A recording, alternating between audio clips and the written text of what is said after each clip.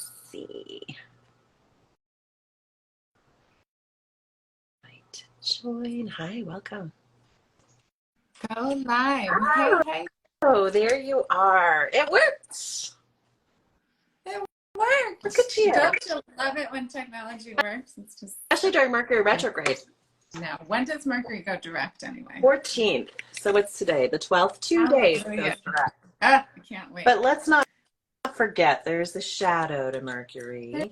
There's always the shadow, the little. There's always something going on with that Mercury. And so we have 2 weeks after where we get to be extra special and just, be patient and all the stuff. Yeah, Hi. be patient. That's the key right now. That's the ticket. Be patient and be true to your truth. Amen. My friend. Sister, patience, non-attachment, honor thy truth. So that's what we're diving into today. That's right. Let's dive in, girl. You lead the way. All right.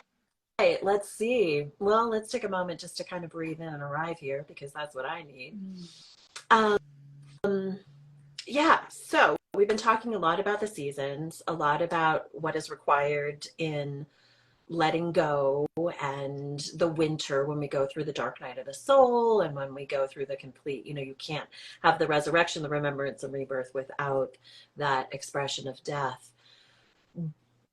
What's wanting to be spoken through today is about non-attachment.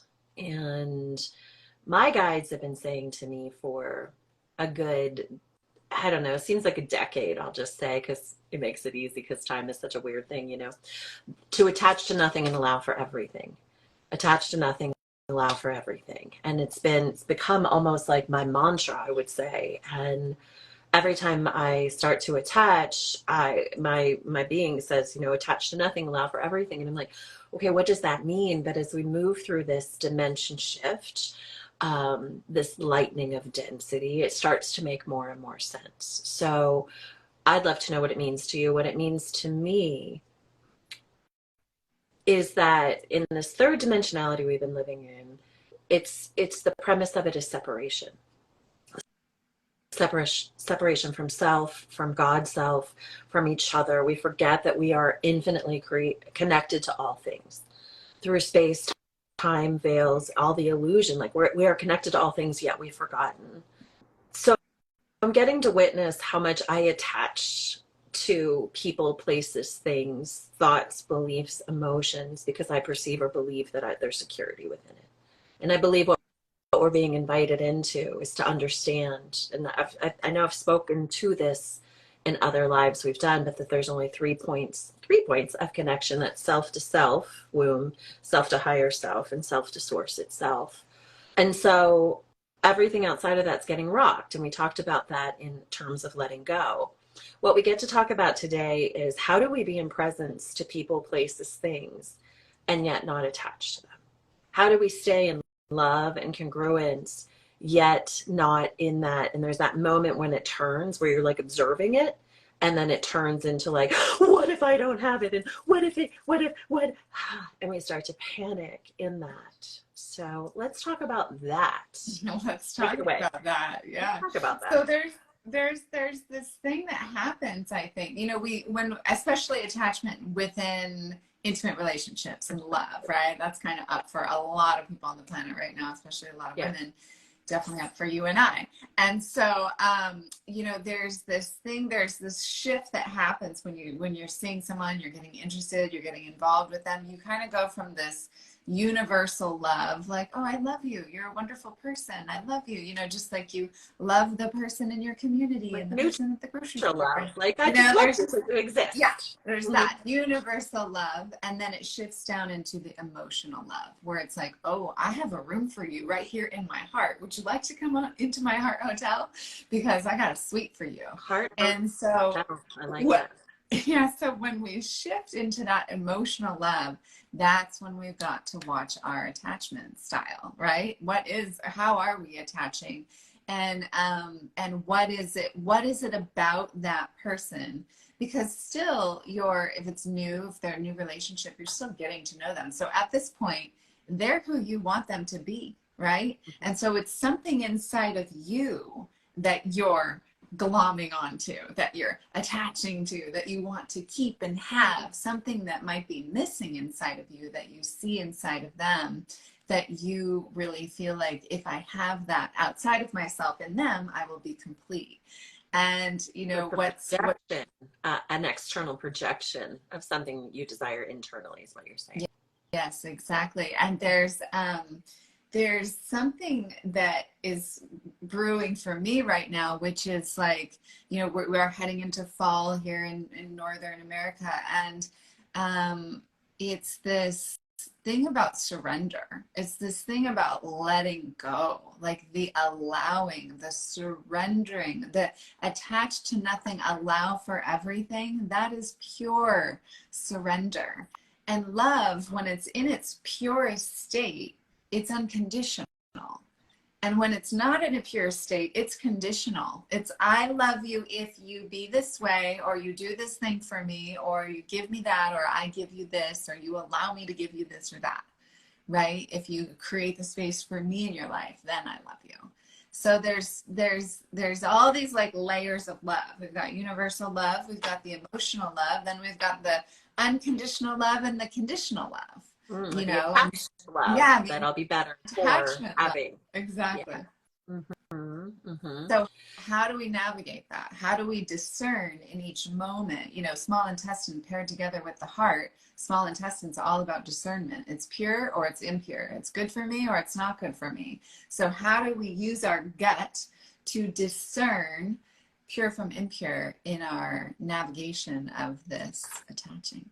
Oh, that's so interesting, because you come from the Taoist, you know, Chinese medicine way, and I would say this is what I love, is that we all say the same things in such a, like, I would talk about womb and heart coherence, yeah, and heart, you know, womb and to head. Like, for me, the 3D sits within the mind, where we try to figure it out. And when we move down into that womb space, we move into the feeling senses of where we figure it from within, where we feel what is for us, not think what is for us. So it's that congruence in between it. How do we do this? Well, I believe that we need to first take a step back as the observer in all things. We have to take a step back.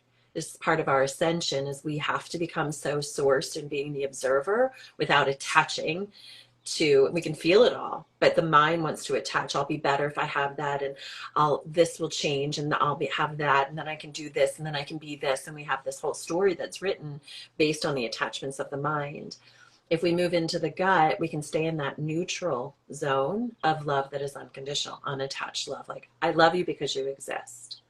I am curious what this dance or this walk forward can mean or look like. And it's not just romantic love. It's like all relationships, right? Mm-hmm. I mean, familial relationships are up right now in the karmic cleanup.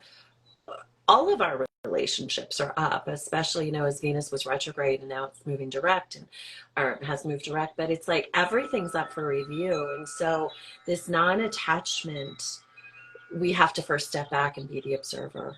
What is this leaning towards me? Am I leaning towards it? What do I perceive that I will have, that I perceive I don't have within myself, in the attachment to this external representation of love? Mm-hmm. And so if we pause, which is presence, and we take the step back, we can move into neutrality. And from neutrality, we can get really clear about what is true.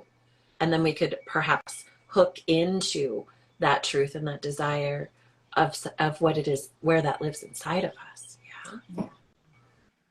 Yeah.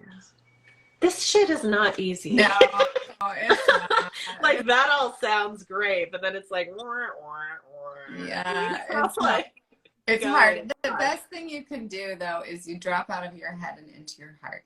If you can find that coherent field in your heart that matches the great universal coherent field. I mean, think about anahata, like the anahata of your own heart, you know, that place of pure dwelling. Like the anahata of the world right now is literally on fire. Maui is literally on fire. Now the volcanoes are erupting on Hawaii. It's like the heart chakra of the planet, you know, Haleakala, and just these really wild times that we're in right now, where it's like there's an explosion of the heart, And what was is no longer to be. And if you don't go through the initiation portal that is calling you to go through it, you're going to be suffering. You're going to continue to suffer. And so this is the initiation that is no fun, but really, really powerful. And you don't know what's on the other side. You don't. And you can't. And that's part of it. It's you have to get comfortable with the unknown. You have to get comfortable being uncomfortable. Yeah. That's ascension. You have to get comfortable being uncomfortable. And I don't know if anyone really gets to avoid it. I mean, No. Maybe some are more ignore it. They certainly ignore it. Or they go to their vices, to their Yeah. patterns, their habitualized patterns of numbing and that sort of thing. Maybe that's how to avoid, but we know that what you resist persists. So you might as well just go through the fire and burn it all down and, and know that you're not alone in it. Know that like we're doing it right there with you. And there's so many. I've got groups of women around the world who are going through this in Australia and Ireland and England, like all over the world it's happening. And it just is what's happening right now. So know that as you take each step and as you take each breath and as you go through this time of initiation and challenge, that you're not doing it by yourself. You're never doing this alone. I think that's always our biggest message, that we get to choose it all through presence and you're never alone. And this thing wanted to come through too right now is that if we really, really, really move into presence and we really truly only have this moment. I mean, that's what death taught me, was like, we're not guaranteed anything beyond this. And so we want to attach to, I'll be better off for this experience, this relationship, this job, this move, this whatever, all this attachment stuff. And none of it's fucking guaranteed. Like, we really truly have this moment. And so I do believe that part of how that's rewired my consciousness, and sometimes I forget, but it's to be in such gratitude for every moment that I get that's precious, that I feel connected, that feels as if it's divine. It's like every one of those moments is the only moment. And so if we're not attached to anything and we're allowing for everything, then we get to be in the full experience of every moment that we're having. And we get to be so in such gratitude for the moment, because it could truly, like, it is really the only moment that exists. Nothing else is guaranteed. Mm-hmm. So we link arms, we walk each other home. And when I forget, you remind me. And when you forget, I remind you. And that's what we do for each other. Yeah. We remember that we are infinite beings of creation, of light. We are loved eternally because we exist. And any way we express that, and with whomever we express that in any given moment, is the divine's gift. Absolutely. Absolutely, baby. And if you're going through it and you're needing support and you're needing help, just send us a little, message, and we're here for you. So. Yeah, indeed. It is true. I love our chick chats. I love dreaming the queen awake. Thank you for doing this with me. And we'll see you guys next week. Much love. Much love.